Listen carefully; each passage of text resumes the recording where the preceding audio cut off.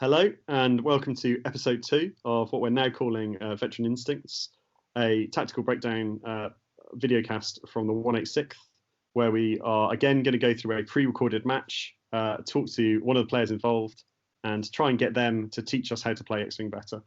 For this game, we are looking at a game that's been very, very kindly donated to us by Nick at Firestorm Squadron. It's in the Firestorm Firecast. If you haven't checked that out, you should definitely be subscribed to that. They do a lot of really good work casting a lot of the big UK tournaments, and their channel is going from strength to strength. We had hoped to do mostly our own stuff and our own games on the channel because people wouldn't have seen them before, but obviously with the stuff going on in the world at the moment, it's meant that our opportunities to get out and play X-Wing are limited, but hopefully this will be entertaining, and it's a real high quality game at an important point of a big tournament, and we can all learn something. So with that, this match is the top 8 match from the recent UK System Open. And we have Kris Bengtsson versus our guest today, Paul Schaller. Hi, Paul. How are you? Hi, I'm okay, thanks.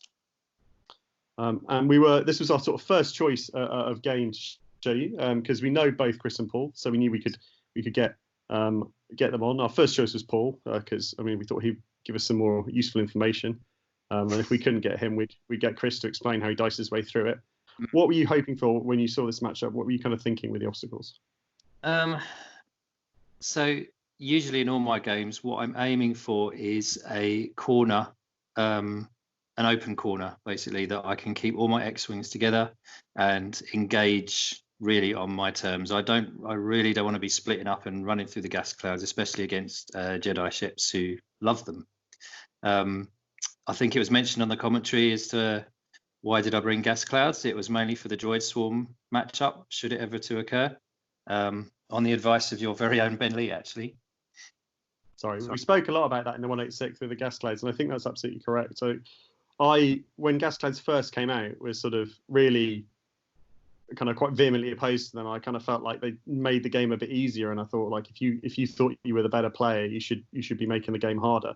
However, the droids change all of that, right? And you do need something that they have to think about. They have some negative from going through. So I think that's absolutely the correct choice. Sorry, you were going to go on to say something. Well, no. The only other thing I was going to say was like the size of them. I don't really like the teeny tiny little rocks. I basically what I want to try and do is to force my opponent to have to weave his way through things. Obviously, he's going to try and pull me through the rocks, and if I can make him maybe use a barrel roll or use a boost to get around something, then it's kind of, again, that's played to my advantage. And I'm really happy with the setup that we've ended up with here. Yeah, we were watching this live, actually. We'd kind of driven home, having done much less well than you at the tournament. And there was sort of 4 of us in the room. It was one of the most fun experiences I've had watching X-Wing. And we also thought you'd got a really good rock placement. The only kind of slight thing we would have done differently, maybe criticism is too strong, is I think the final cloud you placed was the one that's now second from the left. Yeah. And I think if it had been me, I'd have placed that in that kind of top left-hand corner. But I understand what you're saying about wanting an entirely clear corner to kind of play into.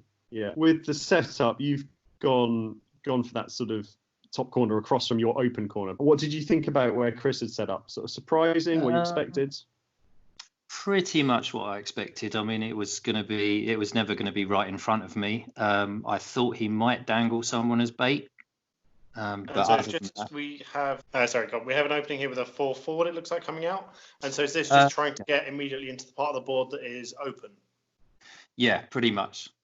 Also to see, it gets me into the open space. What I usually do is I do the 4 forward and then kind of have a think to myself as to whether I want to boost or not. But I'm trying to see what Kris is going to do as well. And going into the tournament, so this is the top 8. So at this point, you've already played 6 rounds of Swiss the day before, and 3 or 4 games on the day? Yeah, I had a bye, so I missed one of the games. So yeah, I think it was 3. So how many games have you played with the list coming into the System Open? Because I think we played a couple of weeks before this, and you were on Sinker Swarm. Yeah, that's right. Well, apart from 1.0, when I used to run the 4 X-wings, but with Fenrir with veteran instincts, just to coordinate one of them. After anyone had moved. Not too many games. I was very much on a Republic vibe leading up to System Open, and that all came crashing down with the hyperspace restrictions. So it's funny actually. All the TNX guys were all a bit surprised that I hadn't gone for 5X as soon as the points changed. Fair enough. Because you've run, I say, a lot of beefy variants. Yeah, I knew a while ago that aces were not my thing, and this is kind of like the list I feel most comfortable with. I know it's not everyone's taste because you haven't really got things zooming around and doing loads of action, repositions, but it suits me.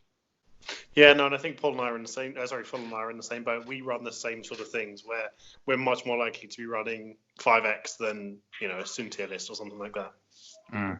Absolutely. I just I like knowing that I'm going to move first and get my action. If I'm ever out PSing anyone, which did happen a couple of times on the day, it's just I find it harder. Is that ship going to block me? Can I move there? Is this move safe? To me, it's like, okay, I'm going there. I'm going to take a focus, and then that's it. It just simplifies everything for me. Yeah, there's something quite relaxing of knowing that all of your moves are going to fit where you want them to be, right? Exactly. Yeah. So from Chris's opening, he's turned everything away and is moving into the cloud. So clearly looking to try and bait you in there. Exactly. I think you said already, right? You have no plan at all of going in there. Yeah, no plan at all. And really, I have to say, I didn't really have a plan of going to fight a final salvo either. That's really not what I'm about. But at the top 8 game at a tournament of this level, I'm not going to do something that would not benefit me. So I actually really like these first few openings. To me, this is one of the best parts of the game. He's trying to enforce what he wants, and I'm trying to enforce what I want. Yeah, and so I think each of his ships are more expensive than yours as well. Sorry, Phil, I think I'm always half a second ahead of you. So each of his ships are more expensive than any of yours. But is there a specific ship you're looking at thinking this one is easier to trap or catch, or are you just waiting for opportunistic shots? Yeah, usually I wait for opportunity. I was very mindful of Ric. I mean, Ric with outmaneuver is obviously a problem. So flying the list like this with everybody bunched, you're going to get flanked by something. So really, I was happier to be flanked by most of the other ships because, I mean, it's a little bit trickier to line up the CLT shots to get some really good damage in. I can tank 2 dice shots fairly well, but not 3 dice shots when I've only got 1 agility. No, absolutely. Yeah, and I think that's a real important sort of learning point, as I say, if there are newer players. Is that something that you sort of flown against an outmaneuver ship or even outmaneuver Ric before, or is that something that you kind of identified looking at the list when you started to play? No, it was more experience. I played Andy Brazier in the round before with outmaneuver Poe. Yes, yeah. With the proton torps as well. I mean, that was a scary combination. So I think that's probably what had fixed my mindset into not wanting Ric to be flanking me. I think that's good, and I think so obviously correct. With that 1 agility, your X-wings are going to burn down faster than you can cope with. I think quite impressive as well, if you don't mind me saying, to within the heat of a tournament to be able to sort of instantaneously learn the lessons of the round before and take them on. I think that's probably a large part of why you did as well as at this tournament as you did, because I certainly think, whilst I'm similar to you, I learn from experience and having played the ships against the ships before, but I don't know if I'd have been capable of taking that lesson from a round earlier and applying it to the next match. So that's very impressive to hear. It's funny. I was going to say it's funny actually. I was pretty relaxed. I mean, I consider myself like an average mid-tier player, and to get to this point in this huge tournament was certainly not something I was expecting. So it was almost to my last Swiss game, I was of the mindset of like, all I want is a nice game against a nice guy, or a nice player, sorry. And that kept happening, and somehow I just kept winning. And I think it's partly because of staying relaxed, really. Yeah, and it's a huge part of it, isn't it? Definitely. I think everyone plays best when they're relaxed and enjoying it. And as you say, if you are, if you're already happy with how you've done, it's amazing how often that turns into, another 3, 4, 5, 6 rounds of success because you're just relaxed, you're in the zone, and you're kind of following things through. Absolutely. I think you're less likely to second guess yourself as well. Yeah, absolutely. So looking at the board state at the moment, you're kind of heading up into that top corner of yours, as you said. And Kris, I think sensibly has turned everything away. And as you've already discussed, we're in that kind of jockey for position stage where it's kind of, as we said in the last cast, actually, kind of who blinks first. Can you stay patient, stay in that corner? Or can Kris draw you through the rocks? And from Kris, he sort of got a secondary goal of, well, if you are going to stay in that corner, can he use that time to spread out, come in from multiple angles, and give you difficult choices about who you're going for? Yeah, absolutely. So I think we saw again in the last game, so the Aces players will tend to, as you say, fan out and then make you commit to a side or an angle and then try and get around you or behind you. And actually looking at Kris's Ahsoka, so the ship second in from the left-hand side, he barreled that left, but also backwards. So he's given himself the option so he can one turn it back in again if he wants. And it's all for the ace player about leaving himself options so that he's not telegraphing to you which way he's going so that you can react to it. Yeah. So he's still essentially got his entire dial open there. There's almost nothing on his dial he can't do that's going to take him round or through into a place that he wants to be. Yeah. So for you, again, the counter to that is not giving up a flank, right? That absolutely, yeah, definitely, and to not suddenly head in and give him so that flank. So if I'd have hard turned in there, he could have one-harded with Ahsoka and barreled away. I mean, he was actually going down the board there, but it's about staying. I've got to stick to my plan there. Yeah. It's so interesting, isn't it? Because this time again, I think it was another 4 forward from you. And it looks, if you're taking it kind of just as looking at two players trying to get shots on each other, like a bizarre move, right? You're moving parallel to him and away from him, essentially. Yeah. And yet what you're doing is very sensible. You're keeping yourself with all of your options open, not committing, not giving up a flank. And I think this is the sensible way to play against aces. And part of why I think we picked this game is exactly this, right? Is that very patient, very sensible play, and it's a really good lesson for players that want to get a feel for how to play against things that are moving after them. Yeah, I mean, it's something as a low PS, high ship count list, you have to practice for, because it's going to happen more often than not. Yeah, and I think this is, as I say, is an excellent, possibly one of the best examples of it I've seen in all the games I've watched. Oh, you're very kind. I don't mind the AC matchup, because for me, I'm basically presenting a big wall of scary red dice. And so for me, the onus is on them to make exactly the right move at exactly the right time to not get caught in front of all my ships. If I come in and make, in my view, me coming in there would have been the mistake. I wouldn't have had a ship deleted in one round of fire. But for Christopher, he has to be extremely careful of his what he does with his ships. Yeah, absolutely. Everything is on a knife edge for him, isn't it? It's very easy for an Aether Sprite to blank out and get halved in one shot. And when there's 4 more follow-up shots, it can get very expensive very quickly. Absolutely. So I mean, it's so I'm not going to be giving up a flank easily at all. And I think what it's really interesting what you said as well at the start about your kind of feelings about preferring to move first. I'm exactly the same, and I think to kind of go further from what you said, I like to play moving first, play the blocking game. And I think I found that trying to move out to be an ace player, I found that really unhelpful, because every single move with my AC ship, I'm imagining all the positions I can get blocked in.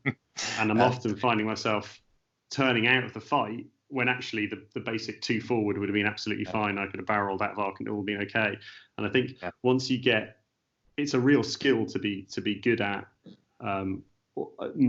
various different kinds of lists, because once you get really entrenched in one style of play, it can harm your ability to kind of to think in kind of on the opposite way, because you're so attuned to beating those things that you kind of think, oh, well, who can play aces? You know, they're just going to get blocked wherever they go, or who can play beef? They're just going to get outmaneuvered and picked apart.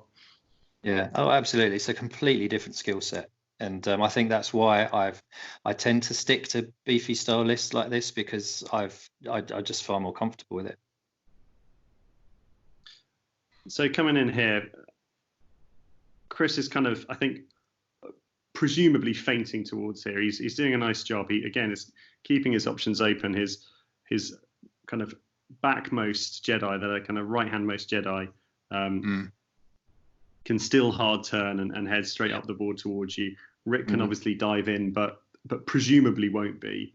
And then the other 2 guys are kind of wheeling around the outside. Are you? Obviously, you're aware of where he is. Are you worried about his positioning at the moment, or are you kind of just more thinking about where your ships are and keeping your options open? Yeah, not particularly concerned, no, because he's quite a distance away. If he were to come in to try and get a little pot shot, I mean, that's all it would be most likely. You know, I lose a shield or maybe even 2 shields. It's not a huge problem. So yeah, I'm very much still in the mindset of that I am going to have the engagement in this open space, or if you're going to turn away, you know, I can chase my X-wings towards the clouds, and you know, if he's going the other way, then I'm obviously got free reign to start attacking with abandon. So yeah, I was pretty happy with where his ships were. The K turns here, I think, are interesting. I think you had a couple of options, but both of which are good, because you're kind of I think you're still reaping the benefits of having got the asteroids, the obstacles where you wanted them. We were wondering at the time watching the game whether you would kind of hard 2 or hard 3, which would have put you in a similar position, unstressed, but obviously facing down the board rather than up it. But I think either way, you have easy moves to threaten the center of the board here. So Kris isn't quite spread out enough to take advantage, you know, to come in from different angles, and wherever he goes this turn, you're going to be able to threaten. So once everything's finished moving, I think we can have a bit of a chat about what Kris does next, because I don't think he's got an easy choice. So I was with the K turns, I was pretty confident he wasn't going to turn Plo in. And in fact, he kind of does a non-committal 1 bank. And then corrects a bit with the barrel roll. So still coming from your kind of your kind of 90 degrees onto you, but a little bit more towards the left-hand side of the board than he would have been had he hard turned there. Yeah. But again, he's been extremely good at not tipping his hand. You know, I think this is why sort of I certainly enjoyed the game. It's 2 of us, you know, not showing our hands too early and rushing into an engagement. So I think this turn is really interesting, because Kris has got a problem here. You're, and it's an interesting situation. Usually, if you know what your opponent's going to do, you feel like you have an advantage. And I think, you know, Kris, I'm sure, as well as anyone else watching, is assuming that your next move is a 1 or 2 bank left. And in fact, remind me, with the T65s, is the 2 bank blue or is it not? It is, yeah. It is now, yeah. So I think that, you know, you want to be coming in to threaten the centre, and if you do so, Plo has to be really careful about coming in. If Plo goes straight, he's going to, and you 1 bank, he's going to be in a whole world of trouble in range, probably of all your ships, and even with the barrel roll and boost, probably are going to end up in range of that backline of ships. Ric, similarly, with the fast move that Ric wants to do to engage, is going to sit absolutely in front of your entire list. So you kind of feel like one or both of those ships almost have to turn out at this point. And now for Ric, he's got the hard turn to the left-hand side of the board. He's got the debris to shield him, and he can kind of get out and sort of set up for another turn. But Plo, with that boost and barrel roll, has kind of committed now to coming in. His turn away is through a gas cloud, and now that's not impossible. You know, the Jedi have got the boost, and that's something that I'd certainly consider if I was Kris. But any forward move is going to be a risk, and the hard turn right hand to his right to then come back around this bottom gas cloud is going to take him out of the game for a number of turns and risk the X-Wings chasing. So let's have a look and see how Kris gets out of this, because I think of the two of you, Kris might be the player here who's shut down his options slightly just a turn before you did. Yeah, so I certainly would have had the 2 bank in mind. I prefer to play as with maneuvers as slow as possible when we're coming into the engagement. For one, I want as wider net of arcs as possible, and if I overcommit, then with his aces and his repositional ability, he's just going to get behind me really early. So now really what he's now facing is kind of like an angry dog in the corner of a room, really. Yeah, I like that analogy with nowhere to go. Yeah, and Kris here is sort of, you know, you've presented him with a harder problem than he had at the start of the game.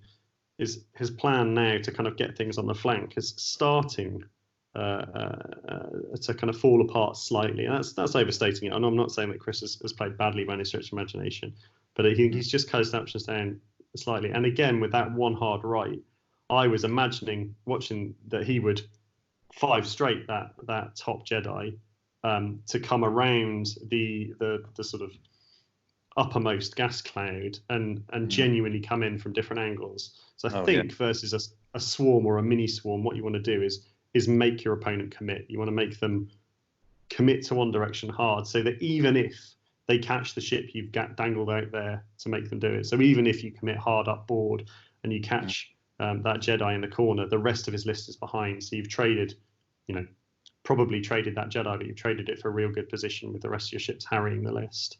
And at the moment, everything's coming in from kind of the same direction, or at least 2 different directions rather than the 3 you'd really be hoping for. Yeah, absolutely. Yeah, you're absolutely right. I think I'm guessing that because it's Ahsoka, he wants to keep her in close so she can use that ability to reposition one of the other Jedi. But you're right. If the split is not as big as it has been in some other ace matchups, that really can cause you problems. And it's interesting, actually, if we just go back 2 turns a minute, the K turns previously, at the time, it wasn't something I was expecting you to do, and it wasn't something I particularly liked. It felt very, like you said at the beginning, right? You weren't playing for a final salvo, but it felt very much like that, just kind of like refusal to engage. But actually, I really like where it puts you, and it doesn't pay off until this turn. But all of a sudden, Kris's Plo is slightly too far forward, and Ahsoka or Ric haven't had the chance to get round and flank. And all of a sudden, for Kris, this engage is starting to happen just a little bit quicker than he wants. Yeah, he hasn't given himself time to get into the places he wants to be in. Yeah, it's definitely in my favour. I mean, we've gone from him trying to pull me through the rocks to me actually pulling him through the rocks. He's having to use force tokens to barrel roll around rocks now, and I'm very happy with where my ships are. And so, just as an aside from this, perhaps while Kris ponders repositions, do you find, you said you tend to do a lot of the slowest maneuvers available to you and keep your arcs wide. Do you do a lot of blocking with your ships? When they're in the mix, I try to. If I can block with a wounded one, that's even better. But yeah, definitely. And with 5 ships, you can certainly sacrifice one as a blocker who might not be getting a shot, and you've still got 4 3-dice guns firing away. So definitely. Yeah. So Kris having barreled there is now 2 harding over the top, and which fits, and that as incredibly well judged. I don't think I'd have been brave enough to take that barrel roll in, and it was such a key, and that shows the real benefit. Again, maybe for the newer players, of the better you can be with judging the manoeuvres and working out where your ships are. I think a newer player would not have had the confidence to take that barrel roll with Obi-Wan there. And if he hadn't, it would have done two things. It would have meant that Obi-Wan and Ric are heading into the same place next turn and are getting each other's way. And it would have really cut down Obi-Wan's ability to get into the fight next turn. So that was such a key barrel roll, and so key that the two hard fit and real top level play to be able to judge that. Considering how far away, how many manoeuvres it took to get both ships there, how far away everything started, I think that was a real excellent piece of distance judgment.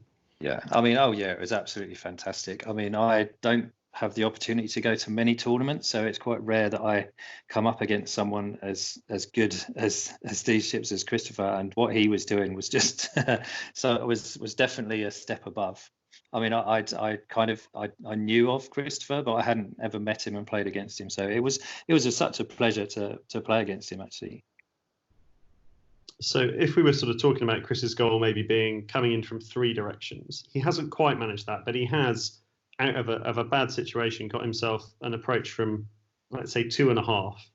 Ric here can take the 3 hard round that rock, probably moving faster than your ships are going to. Feels relatively safe, a relatively safe way to approach into the fight. Unsure as to whether, if I was flying Plo, I'd turn him in or not. It kind of feels almost like you have to, because you can't turn a quarter of your list out of the fight at this point.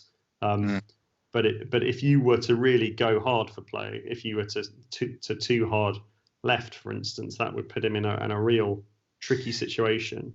And so Obi kind of committed to coming in, and Ahsoka still slightly out of position, going to have to bank left to get involved, and then possibly, the one straight forward looks scary for her, so not sure what she's doing. What are you kind of thinking at this moment? So, well, you can probably see already that three of my dials were down very, very quickly. So that was to turn towards Ric. I knew that 3 hard was coming round the gas cloud, and I knew without manoeuvre I didn't want him flanking.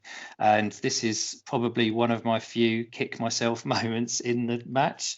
So what I'm pondering is, I know Ahsoka's going to come in. So I'm thinking, do I send those far 2 X-wings towards Ahsoka with a 1 or 2 straight to sort of threaten her coming around the flank? Because even though she's PS3, she's still out PSs all of my list. So I'm pondering, do I keep the squad together, or do I send those 2 after Ahsoka? And it's funny, so this is one of the... Don't tell us just yet what you do. And I was going to say to Lloyd, what would you do out of those 2 options? I think they both have both valid choices. What are you thinking? It's an interesting one, right? Because for me, you're looking at it from Paul's point of view, you're looking at, I have 4 potential targets here, but I don't get to choose which one of them it's going to be. Chris has the option to bail with just about any of them. And so both players are in a situation where they're trying to guess.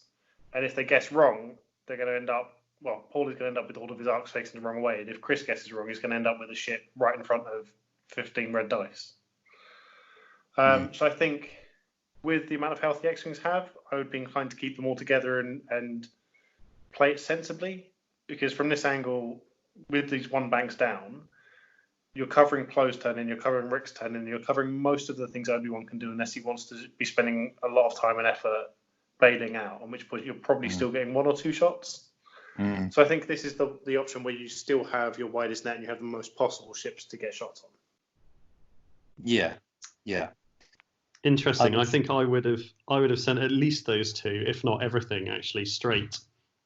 Although I don't think I'd have been quite as aware as you were, Paul, of the dangers of that outmaneuver. I think for me, the kind of 1 straight there again keeps everything open. But certainly I think I'd have been sending those back to the 2 straight. I think they're still in a good place to kind of rejoin the fight the next turn, and they screen Ahsoka out of the game for another turn. So here with this 1 hard, which obviously we didn't know she was doing, I feel like she would have had to barrel roll away had those 2 X-wings 2 straight up, and it would have got her out of the fight, rather than now potentially putting her in a position to kind of flank and get behind you next turn. Yeah, absolutely. And obviously, that's newer players that want to play aces while we look at this. So that 1 turn from Ahsoka looks puzzling, right? But what it is giving Kris the choice. So if the X-wings turn away as they have here, then he can barrel and boost in and start getting shots into their flank. If they've turned towards Ahsoka, you can barrel left and boost forward and hide behind the gas cloud.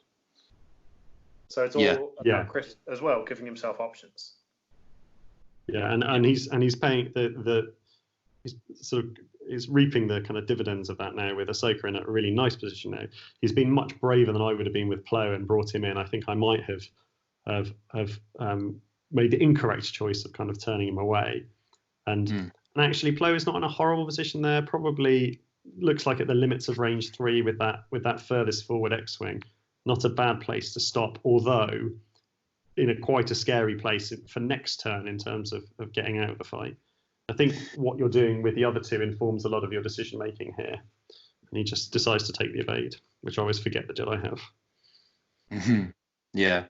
So just going back to those back 2 X-wings not turning against Ahsoka, I'd say this is probably one of the few moments where being on stream actually got into my head.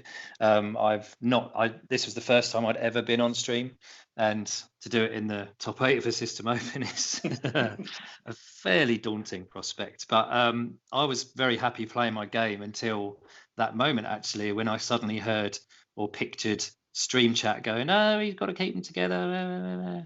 So I did. It's interesting, isn't it? It's interesting how much that can get in people's heads, and that's why I say actually, like, so again, people watching, whenever you have the opportunity to go on stream, do it, because like it can be a bit daunting, it can be intimidating, but also it gives you films to go back and watch and review and see where you were making decisions. Yeah, and it's amazing the amount of stuff you forget happened in a game, and when you go back and you watch it, you see a lot more of it. Yeah, and also then you get used to it. Yeah, that's really why I wanted to do it. I was very keen to be able to have something that I could go back and look on, especially at this point of the tournament as well. Yeah, absolutely. Yeah. So we should say at this point, obviously, it's if Lloyd and I, in any of these videos going forward, if Lloyd and I say something that's critical, we are sitting. I've just had a beer on a Friday evening with nothing else to worry about. This is our decision making is not the same. It's not the same situation as the players. So please don't feel like we're overly criticising them. But Chris's repositional actions with Obi-Wan there, I think I disagree with. I think he's committed with 3 of his ships. He's taking shots with 2. Now he has denied shots, I think, to your back 3 X-wings, and there's value in that.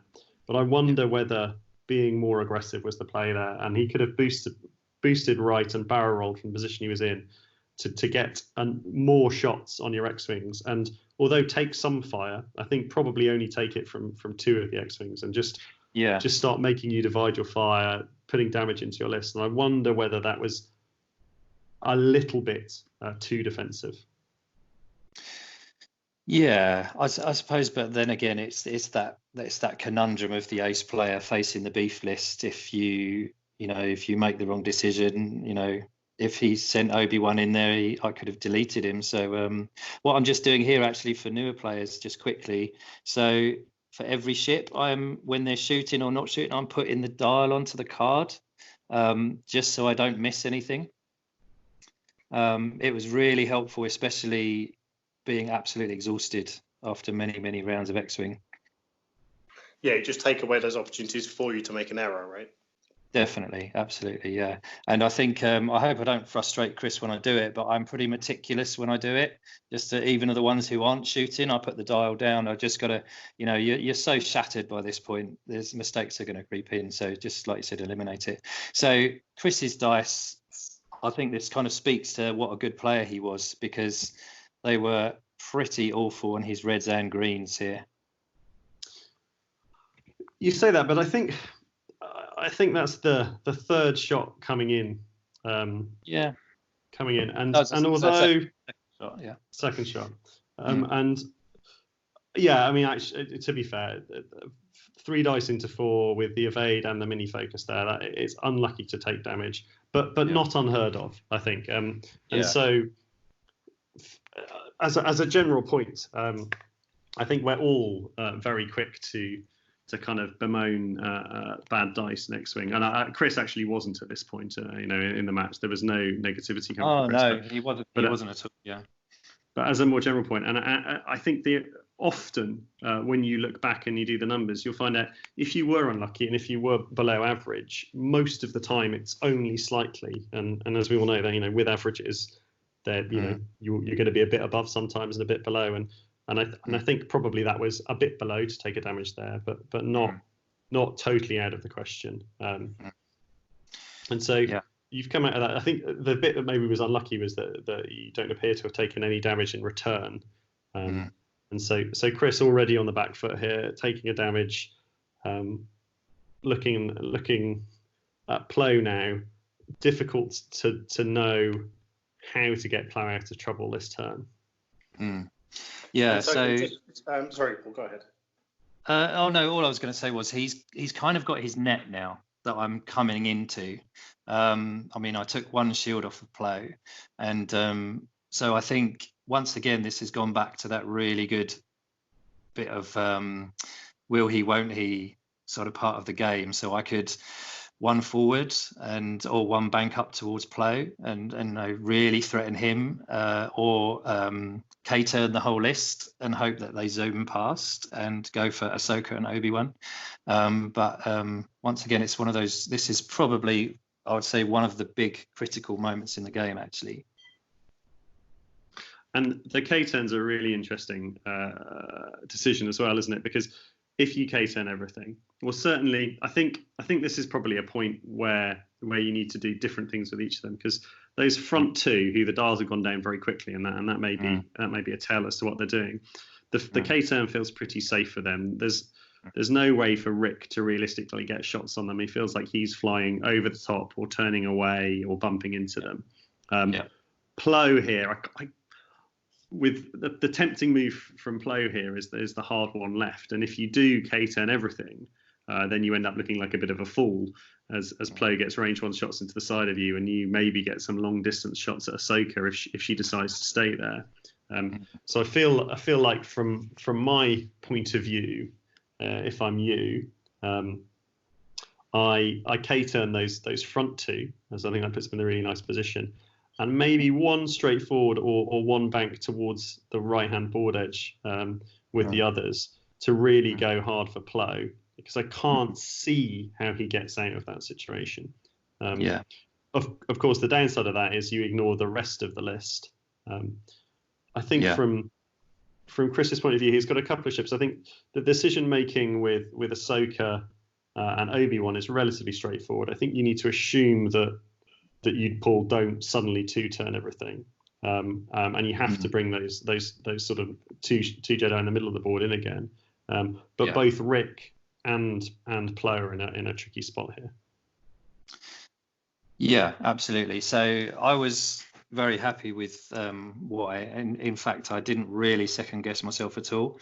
Like you said, the 4Ks either block Ric, or because he likes to go fast, he's going to end up sitting in front of them.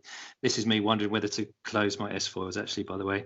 And again, playing against a few ace players, I was pretty, well, I would say I was very confident as to what Plo was going to do next. And so what are you expecting here from Plo? 5 straight. And so playing for the block there. Yeah, absolutely. Yeah. Nice. So I think he, obviously I could have turned towards Ahsoka and Obi-Wan, or gone towards Ric, which kind of gives Plo the out of the 5 straight. And so once what made you kind of so sure in that? Was it the fact that Plo was already damaged and you wanted to kind of confirm the kill? Was it the fact that you felt he was the most predictable, or a kind of combination of those two? Yeah, I'd say a combo of the two. I think because he'd taken the shield, that I had damaged him, and I think as an ace player, for just going by experience playing against ace players, they want to bug a ship out when they can. So and I felt like I was in a really good position to split my ships up and take the block, have 2 shooting on the blocked ship, and then have the K-turn ships possibly shooting at something else as well. I mean, it is definitely one of those moves where I could end up looking like a complete muppet and just have my entire list outflanked. But that's the way. That's what makes the game so brilliant, I guess, isn't it? Yeah, it's the poker gamble kind of points you get to, isn't it? Where you know that you both know each other's dials, you know all the things that are possible, and it's working out what the person is going to do. And so just go back again as Kris brings his ships in. Why did you decide to shoot at Plo last round and not Ric? The focus evade. Even though Plo had taken the evade, I thought if I could force starve him and make him spend it. So basically I shot. Usually what I do is I shoot one ship and then see what happens, and then follow up shots depending on what happens with the first shot. That absolutely makes sense. So I tend to start with the furthest ship back if I'm ever got a lot of my ships in range. So I start with the furthest ship back at range 3 or range 2, see what happens, and then if I put damage, I plow in with the others. But I mean, really, my aim is to focus fire. Again, for new players, you really want to be focus firing down a ship if you can. And Kris obviously couldn't work out a solution to where to put Ric either, and turns him out of the fight. So this turn, you're clearly in a much favourable position. So let's talk through the dice here. So Plo, I think possibly just at range 2 though. We'll see if I don't put Plo at range 1. Bit of a disaster for him. Just before so Kris did say that he had dialed in the 1 bank with Plo, and changed his mind. And the 1 bank would have been glorious. Yeah. Again, just there's no way he's going to spend a force token, so he's hoping for good dice, and didn't get it with Plo. Again, more blanks. It's slight frustration creeping in. Does he spend a token for 1 hit? So I mean, this Plo there effectively unmodded because he's not spending that force given the position he's in, but unlucky to only have the opportunity for the 1 hit there on Obi-Wan. Probably averages 2 there. In a game where you need to be pushing damage in, right? When you're not doing anything. Ahsoka at least doing 2 some work, so she's got the 3 hits there. That's 4 hits. There's 3 hits and a crit. 3 hits and a crit actually, and to add insult to injury, I had double evade. So that was. This whole engagement really is kind of the best of everything for me. I was riding the crest of the wave for this moment. So I checked to see if I've got a cheeky shot on Ric with the blocked guy, but again, so I'm very meticulously going through everything. I'm always putting my ruler down, starting with the range 2 shot first to see what happens.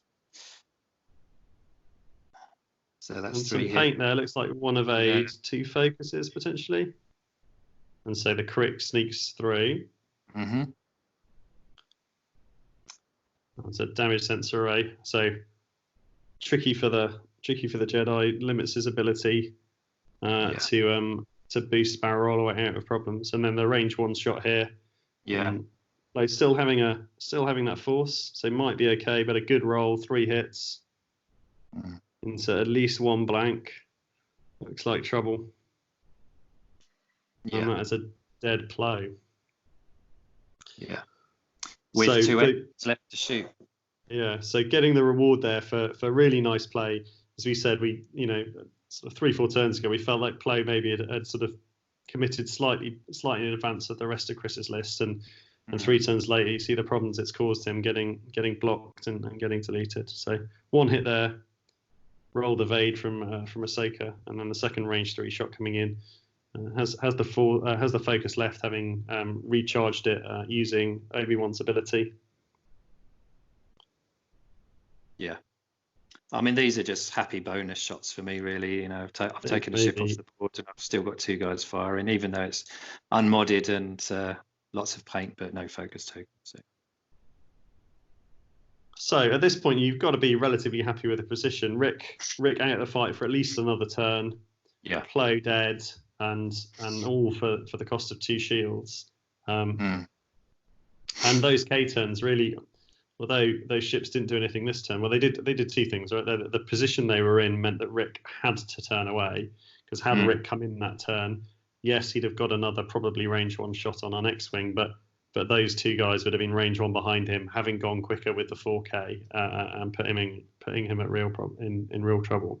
And those 2 K-turn guys now are threatening for the Jedi that remain. So Kris here, and we talked about this in the first video, has to really reassess. He's got to work out where the win comes from at this point. He's down on points, but the Jedi are cheap, so he's not out of it from points point of view. You've scored 48 points. Each X-wing is worth 40, so he needs an X-wing and a half at this stage to get back up on points. And your blocking X-wing from last round is possibly slightly out of position, although the Talon roll looks pretty nice on him. Presumably with the speed of Ric here, you're not kind of considering chasing Ric at this point, or are you? Oh no chance. No, I'm turning towards the other 2 Jedi. Yeah, I mean Ric has an air of predictability about him, so I had a 3 hard in my head for Ric. Yeah, and I think I can't see him doing anything else. And so back to Lloyd. If you're Kris here, what are your thoughts of these 2 Jedi? How do you get them out of what presumably is going to be a combination of some 1 banks and K-turns and Talon rolls here from Paul? Yeah, it's interesting, right? Because, as you say, Ric is out of the fight for a few turns and has a little while to turn around and come back in. Obi-Wan is far enough back that he has some options, so you can probably some combination of 1 bank him to the right and then look with his repositions to get him out of arcs if the K-turning X-wing's 1 bank left. But I think even that's fairly unlikely because Ahsoka is in such a bad place. Because she is flying into a space where there are going to be probably 4 arcs, maybe 5. So Ahsoka, I think, is the one that's most at risk, and I think probably you go fast with her and try and get close into something, and you maybe trade a range 1 shot with an X-wing, which you don't necessarily want to be doing, but that's a better alternative than taking 2 or 3 or 4 shots from X-wings. So I think you're thinking kind of like 3 bank from Ahsoka to the right, just try and get around these 2 X-wings at the back. Yeah. I feel I made a couple of mistakes on this, these maneuvers here. So this is a Talon roll from this guy. It's mainly to threaten a 1 bank from Obi. Presumably, having played a couple of X-wings a few times, this is a case where you're looking at Talon rolls and K-turns and trying to fit them all together. Yeah, absolutely. So, and also moving ships in a certain order so I don't end up bumping one in front of the other. Yeah. So that definitely becomes a bit of a challenge after so many hours of of X-wing. Yeah, so, I think for me, going back to what you said earlier about kind of doing the slower maneuver, but what you're really talking about, I think, is kind of keeping your arcs open. So here, the longer maneuvers are the ones that are going to keep your arcs open more. So I feel like, with hindsight, and again, sat at home, probably that both of these, the first X-wing that you Talon rolled, and this X-wing here who's 3 banking, which you can talk us through in a second, I feel like they could both have K-turned and sat and threatened almost anywhere that Ahsoka could be. Yeah. What was the thinking behind the 3 bank? Sort of worry about bumping ships into each other, or? I was supposed to close my S-foils and boost away because he'd lost shields. And really what I wanted to do is keep him safe. To keep him safe and make the Jedi come through the rest of the X-wings to get him. But yeah, you'll probably notice after this round, I start putting my S-foils tokens on top of my dials before I was going to ask about that, actually. Yeah, it was. It's something one of our squad mates does as well, and he mentioned it to me. And ever since, every time I played with S-foils, I did the exact same thing. So every turn, put the S-foil token on top of the dial as a reminder for every single charm. Like you turn, flip your dial, do a 1 to do S-foils. Absolutely. There's nothing worse in basically what I did just there in having an X-wing sat there completely out of position. Luckily, there's enough guns turned towards Ahsoka where she has to reposition. So, yeah. Oh well, mistakes happen. I think this is the real. Sorry, I think this is the real value of doing what we're doing and talking to the players, because I remember at the time really not understanding that move, and although the answer is oops, I made a mistake, suddenly it becomes clear, because if it was me, I'd have taken the more aggressive play and still catered everything. However, the decision to bug out the damaged guy is an entirely sensible one, and had you boosted, he's safer, and 2 threatening Ric's turn back in the next turn, both of which are beneficial. And we all do it, right? I do it multiple times per game, of sort of forgetting triggers, and S-Foils is a real kind of kicker because of the timing, and going back to what you said earlier about the way you play and the way you move your dials around. Stuff like that really makes a difference. It doesn't sound very glamorous. It doesn't sound very, it's not like you're giving us the sort of top secrets of the pros there. But man, it probably makes more difference than anything else in terms of how you approach a tournament. If you always do things in the same way, if you've got you know your list well, you've played it multiple times, and you know how you move your equipment around the board. If you watch most top players, they'll do it. Ollie Pockrell, current world champion, always has the same stuff on the board. Very neat, very meticulous. Ben Lee, ex-European champion, is exactly the same. And I think that's a real valuable skill. If you can train yourself to do it, it means that the amount of times you do what you just did and forget the crucial closing of foils are low, few and far between. Yeah, absolutely. Yeah. So that was an outmaneuver shot from Ric there at range 3. He got one hit and I managed to evade it. So he got a couple of range 1 shots coming in now. Oof. And whereas the Ric shot, with no mods at range 3, even without maneuver, you don't expect much. Whoever that was, potentially, was that Ahsoka into the damage one? No, it must have been Obi-Wan. No, that was Obi-Wan, with the CLT as well. Yeah, so I think for me, as well as his really good position, his flying, the fact that Kris didn't get rattled by his dice at all at this point, especially at this point. I mean, he's lost a ship. I've only lost 2 shields, and he's still rolling like that. I think spoke to me sort of the caliber of player that he is, along with his sort of skill with moving the ships. Yeah, I think that's the point at which I'd have lost the plot. Is that blank out from Obi-Wan, I think, is where I'd have started to think that the world didn't want me to win the game. Yeah. But having said that, you kind of, I think this is also the point in the game where maybe Kris just starts to get the upper hand with positioning. The combination of the Talon roll and the 3 bank have allowed Ahsoka to get into that really nice position on the board edge, actually taking no fire by the looks of things this turn. And although she had to spend her mods to do it, and as a result didn't do an awful lot of damage, she's now in a much nicer place with very few X-Wings that can threaten her next turn. And Obi-Wan, as you predicted, Lloyd, able to kind of go slow and again dodge a couple of arcs, stay back, take some fire but not too much. And Ric now coming in behind, Ric where he wants to be, able to kind of dial in those fast maneuvers. Although your running away X-Wing does potentially present him problems next turn. Yeah, I mean, it's now taken a fuel leak, so like my mistake of not closing the S-foils has bitten me even harder. But funnily, once again, the predictability of Ric, I'm looking at a 3 hard around that cloud, so he's actually in a reasonably good blocking position. Yeah, absolutely.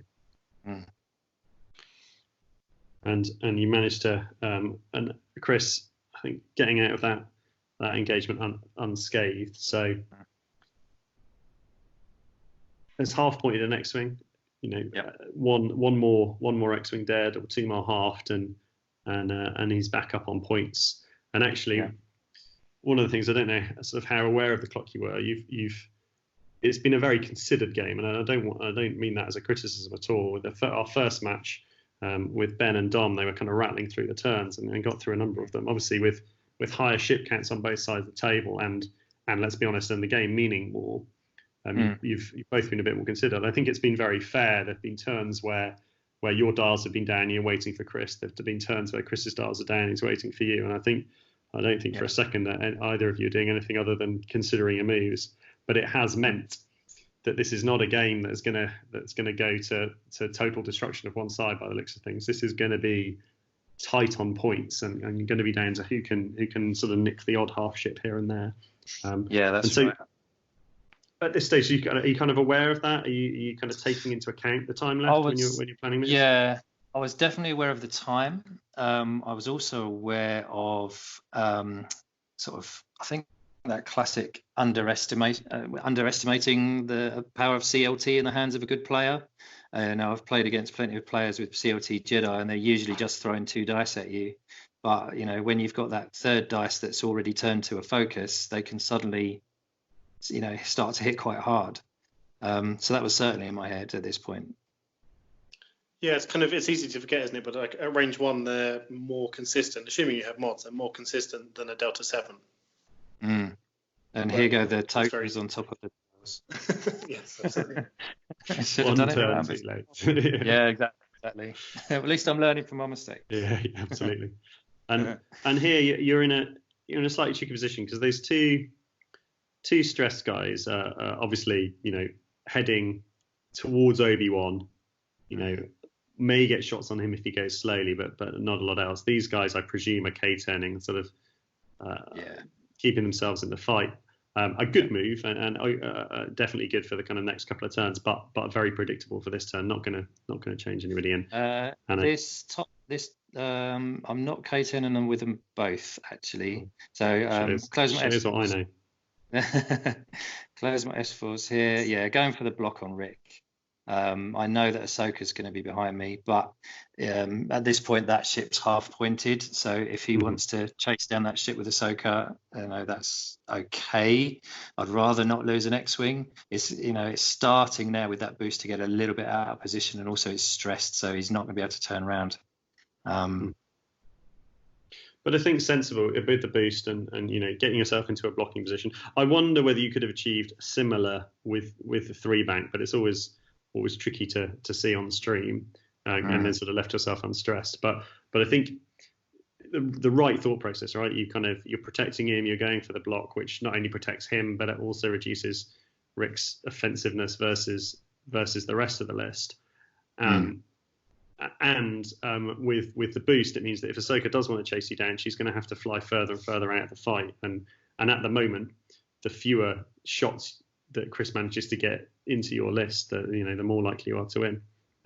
So that talent roll, which I predict as a K-turn, is the idea to sort of punish Ahsoka if she does go to chase down that guy. Yeah, absolutely. Yeah, it's a really nice talent roll, isn't it? It's one of those things that I was in the same boat as you, Paul. Just like you're going to K-turn them again, keep pressure on Obi, but the talent roll puts so much pressure on Ahsoka.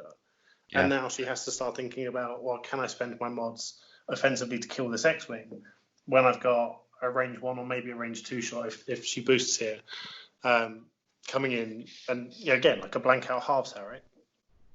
I feel like you have to boost here. I don't think Kris can risk staying at range 1. I mean, he uses that second force, which is not fantastic, but here and then probably the focus. Which you think very hard if you're going to spend. I suppose maybe if Obi-Wan's in range, you can spend it on both offense and defense. Yeah, I mean, this is where Ahsoka is sort of really showing her strength, especially in a list against mine where she out PS's everybody. Her ability is brilliant. And just get the block there. Kris kind of hopes it will be on the side. Yeah, I definitely breathed a sigh of relief there. You could see a real moment of Kris going, no, this is going to fit, and you go, well, don't wait for things. Yeah. I mean, again, I didn't really have an opportunity to capitalise on the block, so it was really about denying an extra shot on that wounded X-wing rather than setting up Rick for a big kill. And also keeping no mods on him, right? Because, okay, so he's outmaneuvering you, but every time he's not modifying dice, his damage output goes way down. Yeah, exactly. Yeah, I think if your X-Wing had been somewhere else, then the X-Wing sort of that's in the middle of the scrum at the moment, Rick would have been range 1, outmaneuver with a focus, and he would have been an unhappy boy. Absolutely. Or girl.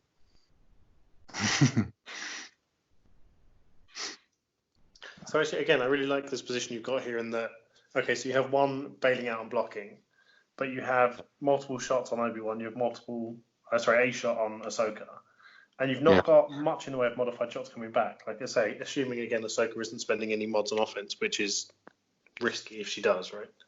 Yeah. What's the range limit there on Obi-Wan's ability? So Obi-Wan's range 2, up to range 2, so I'm pretty sure he's got that. But that would spend Obi-Wan's last force as well. So that's true. That's very true. And Obi-Wan's taking some shots as well. Yeah. Oof, more blanks there from Kris. Yeah. You really feel it, don't you? When you're I felt bad for him. And it's you can cope when you're down and you need things to go your way and you just keep seeing the blanks. I think you it takes a lot to kind of keep playing and not keep playing, but keep making the good decisions. Definitely. I think, and luckily for Kris, there an awful lot of focus there from that back X-wing into Obi-Wan. Mm-hmm. See, I'm still trying to be as measured as possible. Just range 2 there into this X-wing. Yeah. The boost that was a good. Again, 2, which are evaded. Mm-hmm. And then I think the only X-wing remaining to fire is that guy with the focus token sat in the middle of the board there, or potentially he's fired already. No, that's we're on range 2 into Obi-Wan. He's got 1 force left. 2 hits should be okay, and it's so Kris. Chipping a couple of damage into your list there, and again not taking anything. So for all of the good positioning, and I think I agree with Lloyd that it was very nice positioning. Kris actually slightly nearer to getting back in the game than he was at the start here. So at this point, the kind of time and win condition is key. So for you, not far enough ahead, I would suggest to kind of rest on your laurels. Certainly in the position you're in, you can't kind of disengage with everything. So you've got to be looking for more points from somewhere. And unfortunately for you, with everything, there's with nothing having taken damage, there's no obvious target. Now, maybe Obi-Wan is the most tempting, given that he's down to 1 force, and he's probably the ship that you can get most arcs on. But there's not an obvious way to score points at this stage. Whereas Kris clearly has the X-wing that's 1 off half and the X-wing that's 2 off dead, and they're kind of what he's got to be looking at here. And if he gets both of them, he's up on points. Yeah, I would say points and the clock were certainly in my head at this point. There's only like 12 minutes to go, so I'm in that quite dodgy dilemma here of do I try and save points, or does that mean that if I switch off the aggression, it's going to play into Kris's hands too much? Or if I get too aggressive, he's just going to be outmaneuvering me all the time. So it's definitely a tricky time. Can we talk then about your bottom X-wing, the one that's got 2 health left? What are your thoughts with him? So you've got a couple of options, but just talk me through your thought process of how to keep him alive. Just trying to get behind a cloud, really. A 2 bank boost, I think, really. And again, it's kind of, he's almost like bait to, get Kris to chase down 20 points just to finish off a wounded X-wing. So yeah, that was kind of really the thought process. So I mean, I'm not really looking to try. Well, yeah, if I can keep him alive for another turn, or just to almost wasted shots is what I'm after. Because Paul and so when you too many times here. So Paul, do you want to say what maneuver I'm thinking of? I mean, I think you 2 hard left at this point. That's interesting. I thought I would 1 forward and bump and stay where I was. Oh, nice. Yeah. No, that's much better. I like that. I love fleeing ships because people don't normally expect it. I think the only problem with the one straight bump, I think you do catch Ahsoka probably. I think you look very sad if she's gone slow, but I think you do catch Ahsoka. Right? But Obi catches you, yeah, and that's probably enough.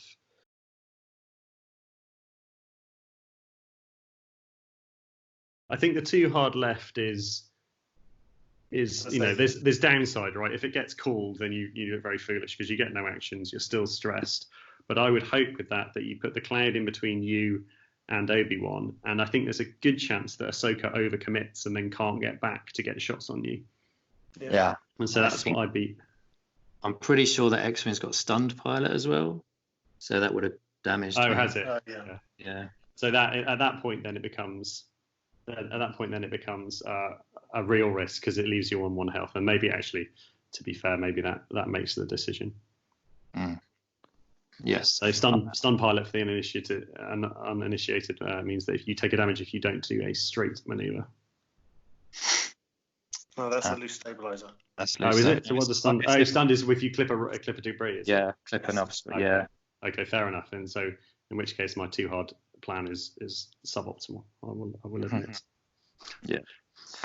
So I'm fairly happy with the positioning with the 2 stressed guys at the back there. It just means I can come in and just kind of set up a bit of a kill box for Obi-Wan to fly into.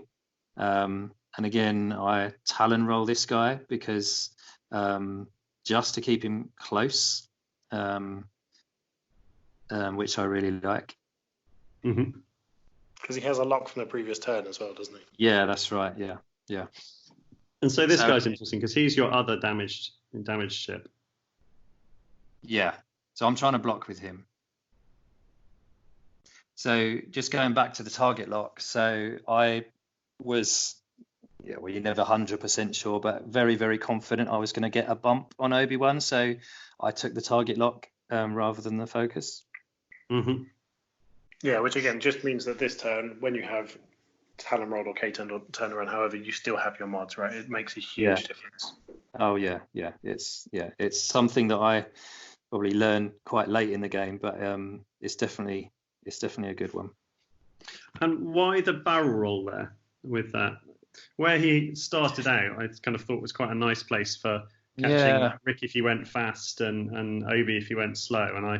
And whereas I think this is definitely safe from Rick in this position with the barrel roll, I would worry now about a 1 bank from Obi. I think I was trying. I think it was to block a bank maneuver from Ahsoka. Okay. I didn't. I think that's why. I mean, if trying to block the entire list with one ship. Oh my goodness! If Obi-Wan 2 banks and Ahsoka 1 banks, I look like a genius. But no, he goes straight. So you get some blocks, you miss some blocks, I guess. And straight there looks quite a nice position from Kris. Although he bumps and doesn't get his action, I think he's probably got range 1 and bullseye there. And I think I'm right in saying you don't have to be range 1 in bullseye for everything to trigger. So I think he's going to get the 3 dice from range 1 plus the bullseye with his 2 force and a decent chance there of finishing off that last X-wing. Absolutely, yeah. So I mean, we're really into like the scrum of the game now, as you can see, and I mean, Kris is just manoeuvring his ships around mine with incredible skill. Really, it's as a low initiative beef player, when you miss blocks and they zoom past you and end up with range 1 shots, it does you start to sweat.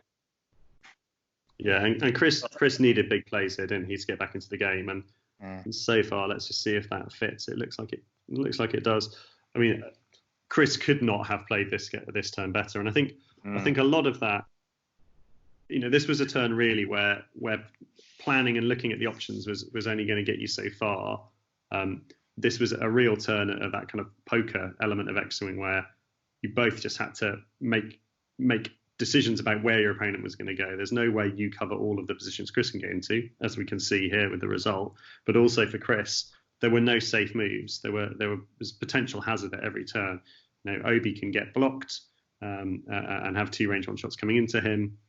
Rick can end up bumped with not much offensive output, and Ahsoka probably safe, but maybe not doing much. But as he's ended up, he's got 3 range 1 shots, 2 of your ships not firing, and definitely giving himself a chance to get back into the game here. Oh, definitely. And his dice wake up as well. So that's 4 hits into 1 evade, spending the focus to do so. So that guy who had previously been healthy takes 3 hits, and 1 of which is a crit. And instantaneously, it goes to half points. Yep. So and now it's another range 1 shot here. Yeah. So at this point, I'm just happy to survive, to chuck some dice, really. Luckily, there's enough pressure on Obi-Wan where he doesn't want to be spending things. So you take 1, but only 1, and Obi a little bit unlucky there to only get the one natural hit there. But as you say, the tokens were what saved you there. If you hadn't got those shots coming in on him, then he'd have been more aggressive. Yeah. And what looks like a good roll here from Ahsoka. Yeah. Ending up with 3 hits by the looks of things. 3 or 4. Couldn't quite see that last. So yeah, I think it's 2 hits and 2 focus with CLT, and so spends everything to make it 4. Yeah. Just to get the kill. Yeah, confirm kill. Yeah.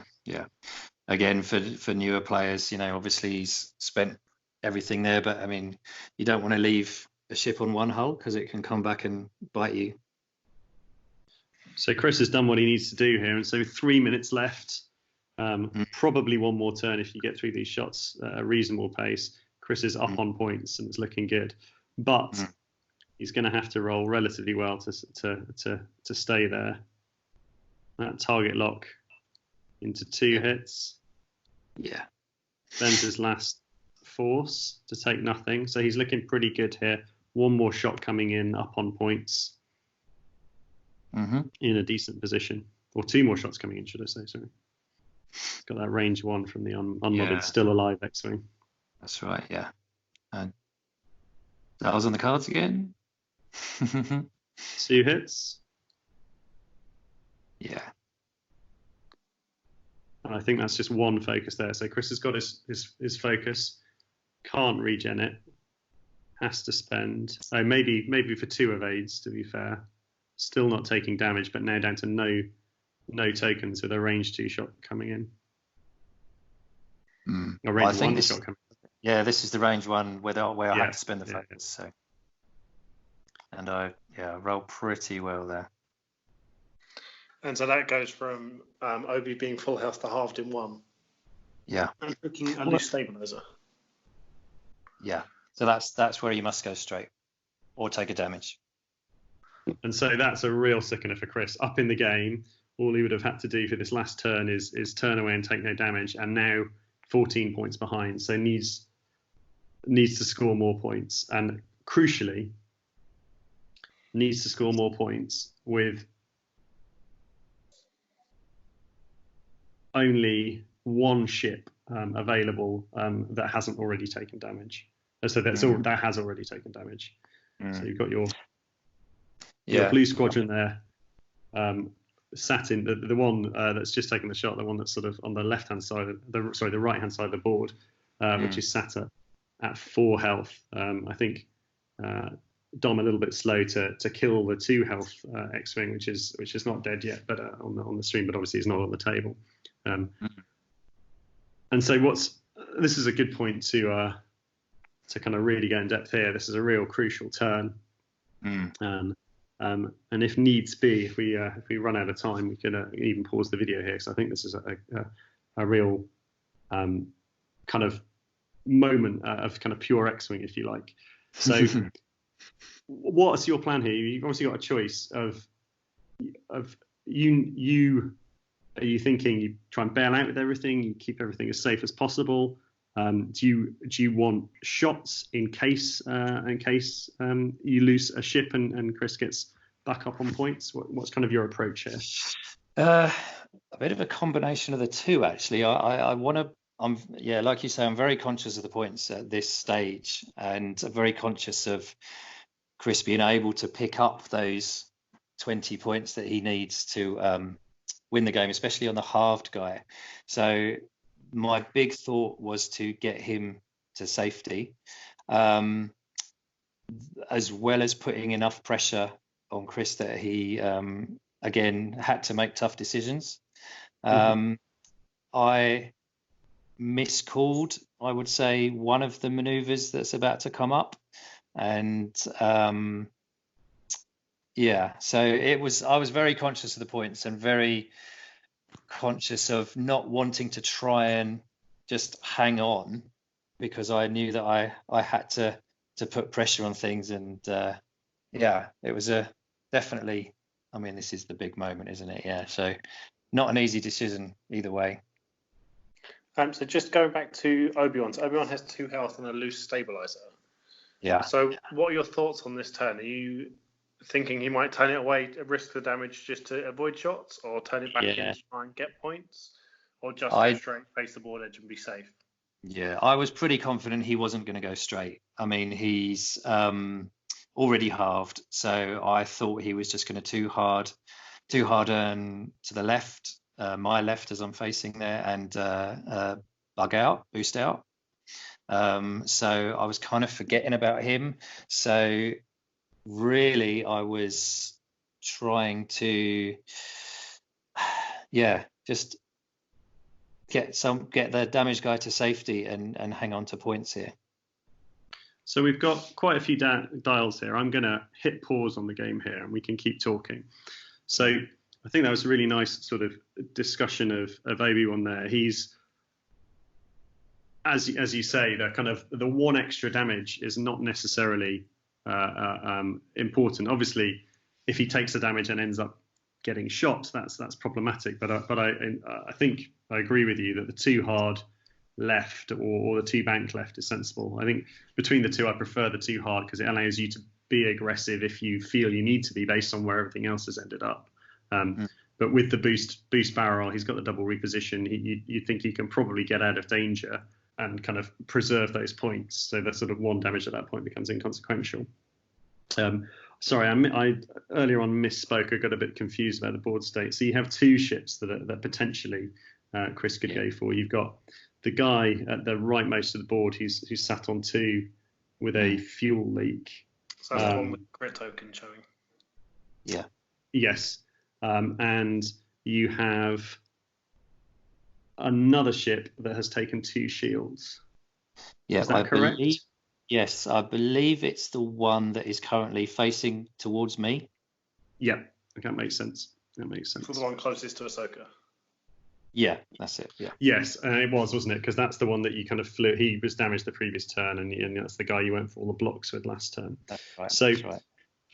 So those are the 2 guys that you kind of need to keep safe. So if we start with the guy at the rightmost edge of the board, assuming that Obi is turning out, because Kris cannot afford to lose Obi. What are your thoughts about him in terms of keeping him safe? He looks like he's in a reasonable position. Yeah, he's okay. So again, it was to use the cloud.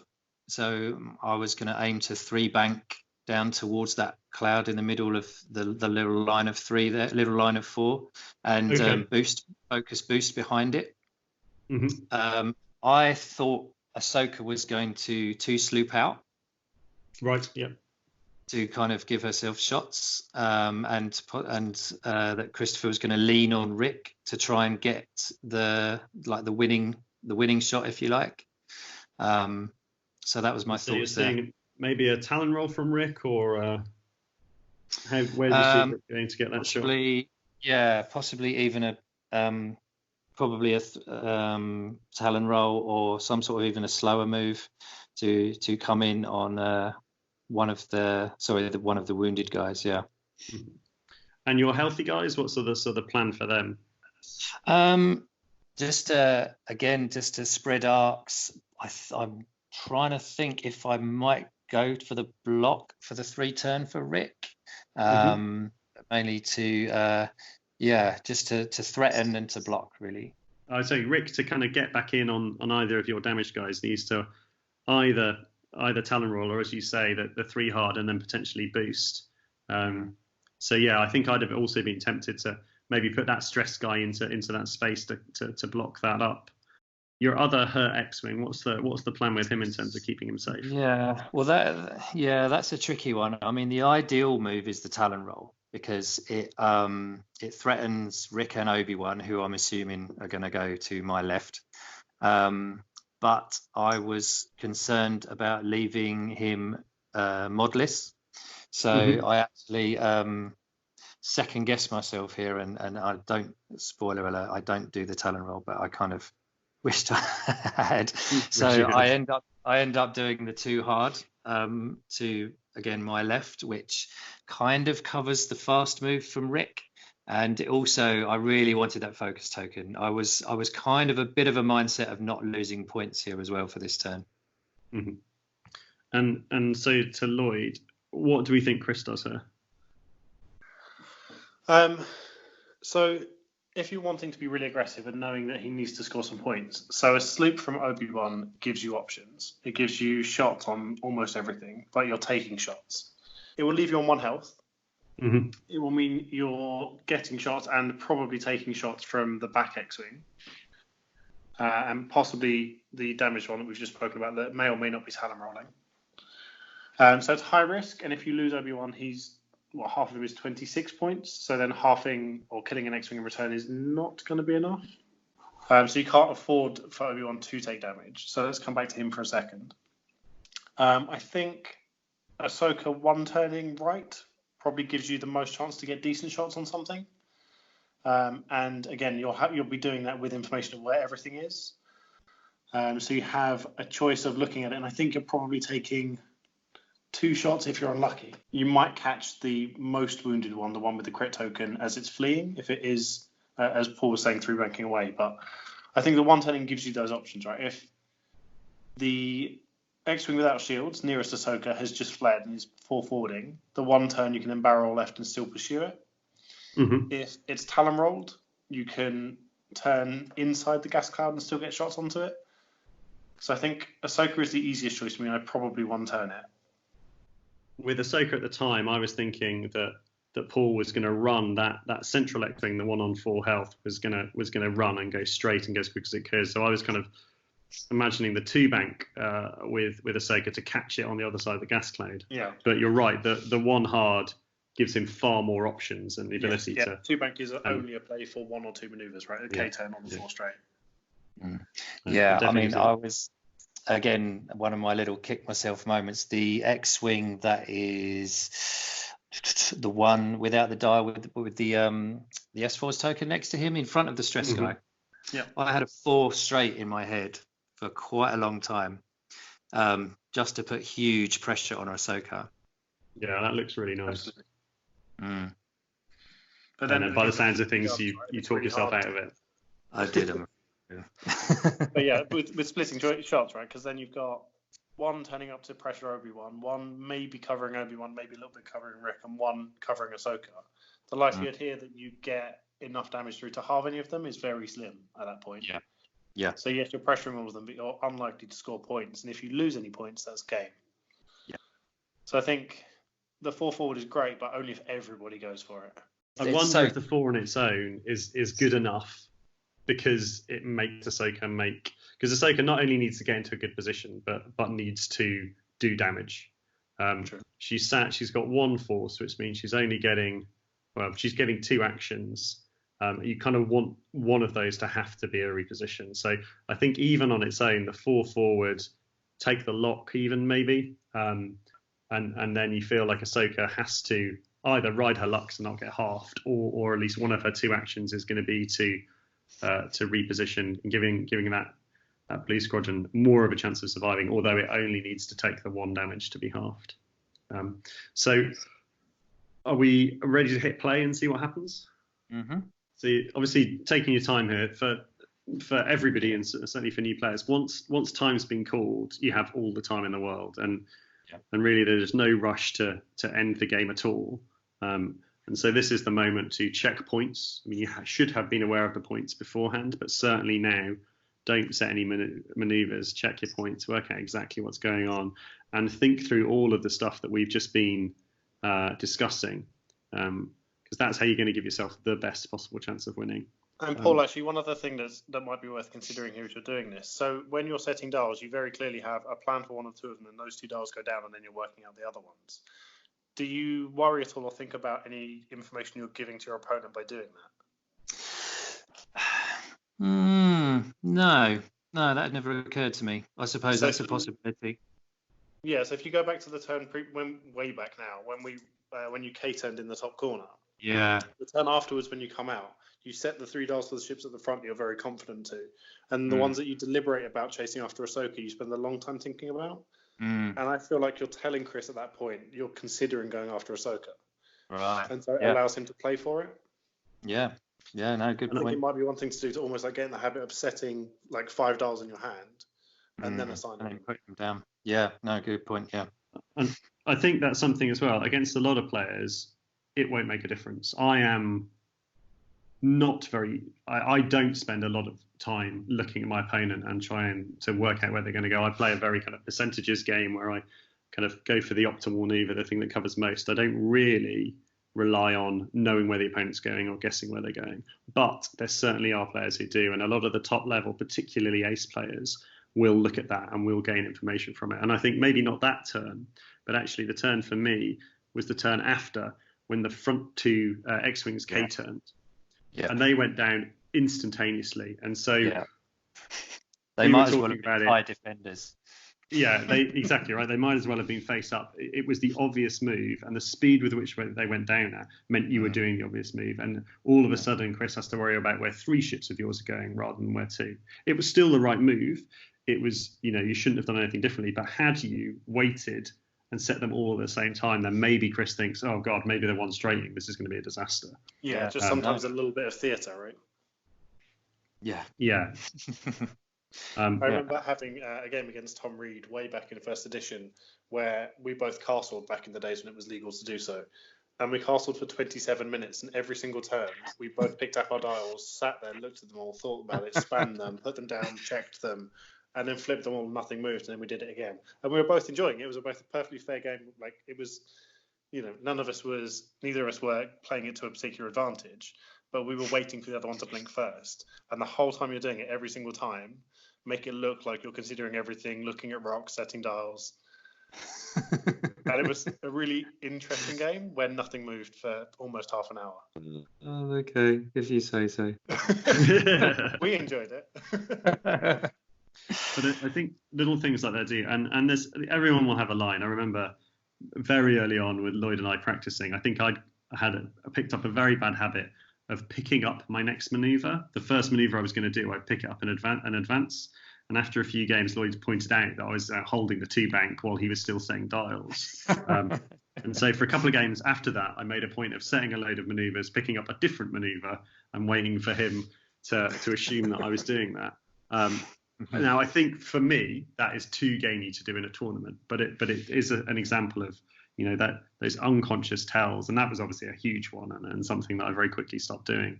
But it does make a difference, and maybe if you're when you're first starting, it's not important. The more important things are learning where the maneuvers end up, learning about target priority, taking a solid list.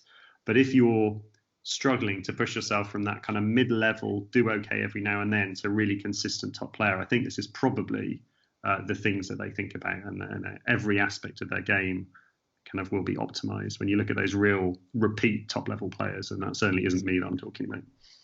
Mm-hmm. So we can see here you've really gone for the kind of gas clouds keeping you safe there. Yeah. As you say, you're too hard away, and so the stressed guy here is the guy on 2 health left. Mm-hmm. Kris taking Lloyd's advice there with the 1 hard right. Kris is making me look like I'm really good with Jedi. Pick him up. I'd remind everyone watching at this point that we have watched this game before. So would Lloyd have done that on his own? Who knows? It turns out to be such a good maneuver because after he does the 1 hard, he realizes that the shot isn't obstructed, but he gets his CLT. Yeah, and that's incredible, isn't it? We were screaming at the TV at the moment because he's taking an awful long time to make that decision. So he's used Ahsoka's ability, spent the Force, and taken a focus, and he seems to be kind of really deliberating on the final the final action. And so the rule that's relevant here is that if you are absolutely parallel, then the attacker decides whether the shot is obstructed or not. And so here, it looks like you are absolutely parallel. So as you say, Kris can decide that this is an unobstructed shot from the right-hand edge of his Jedi into the back edge of your T65. But because he's still in bullseye, he's going to get that extra focus. So that the action to take here is the focus, or is the target lock. I actually feel. I don't know if he took that in the end. And yeah, we were sort of screaming at the TV, thinking he was going to reposition himself out of the perfect shot, but he was all over it. He knew exactly what was going on. I think his having taken a focus is actually partially defensive because he still has the shot coming in at 2 damage or half him, right? Yeah, makes sense. And as predicted here, Obi-Wan takes the damage from doing the hard turn. That is in a nice position to boost out, and looks like he's not in any arcs there. So safe. Again, I think, advocating leaving him there to take the shot because I was worried about sort of all of his eggs being in the Ahsoka does the job basket. Very much. But so. it would have been in the way of this turn in from Ric. So Ric now in a reasonable position as well, and Ric there, although taking 4 dice, has gone quicker. He's going to have 3 dice on the evade. Could have stayed there. And actually, I think this is what I was angry about. The boost away feels like madness, doesn't it? Yeah, I was very surprised at the boost away. So this Kris really has now given himself one chance, and that's this Ahsoka shot. So none of his I5s firing. Ahsoka needs to do 2 damage here into this X-wing. So 4 dice into 2 dice. Essentially a single mod on Kris's side because he just has the focus or the force. Needs to not see blanks here.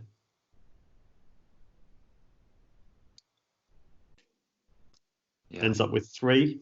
He gets 3. I need double paint. So you need both. You need 2 paint, and don't get it. You get the 1 evade. Yeah. Take 2, and the ship dies. Yeah. And now you're left with having to half either Ahsoka. So Ahsoka's taking 1 range 2 shot from 1 X-wing, and you've got another range 2 shot into Ric. Yeah.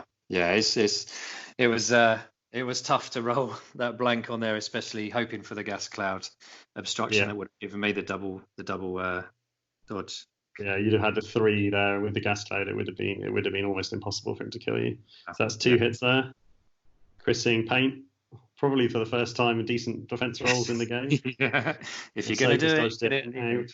Yeah, a 3 dice shot into Ric. He's rolling 3 with an evade, and you need to do 2. You need to do 3, right? You need to do 3 damage to half him. This is virtually impossible.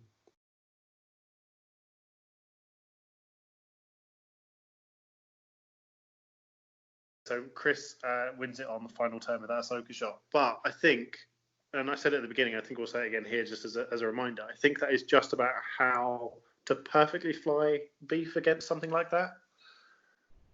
I think there were certainly very few mistakes. There was that the easy to do forget of the flipped S foils in the middle of the game there, and an element on that last turn of maybe there, different choices could have been made. But even then, I think it was more of that 50-50. I think the major strength of Kris there was having lost the opening half of the game, got himself into a slightly unfavourable opening engagement and really been punished for it. He didn't give up. He didn't start blaming his dice and decide that was his tournament over. Every single turn, he was working towards his win condition, and then finally got it there at perfect timing with no minutes left on the clock. Yeah, absolutely. He's up for a total of like 2 minutes in that entire game, right? Yeah, and I think really impressive play from both of you. And I think probably of the two, I think you maybe shaded. I'd have said that you kind of just shaded it and maybe slightly deserved the win, but certainly Kris gave himself every chance to win and was rewarded there from those final 2 turns of really nice play. Yeah, I mean, in my head, Kris deserved the ring. In my mind, I think his ace play against a list like mine was pretty spot on, and also the fact that he, like we said about the dice, I've done it. The dice betrayed me. I'm going to give up. You call the game, or in your head almost. He never did it, and he just kept going. It was definitely something I learned from that game. So final thoughts, Lloyd? I think we've done them. I think we've got, actually, having commented on that with Paul and had an excellent sort of lesson on how to fly beefy ships, we've actually also ended up from Kris's play as well as an excellent example of how to fly aces against beef. So actually, I think that game works for both sides of that matchup. Yeah. And so that just leaves it for me to say goodbye to everyone. Thanks for watching again. Huge thanks to Paul for coming on. That was really excellent content. Really enjoyed going through the game with you. And congratulations on a top 8 finish at the UK System Open. That's an incredible result. Oh, thank you very much.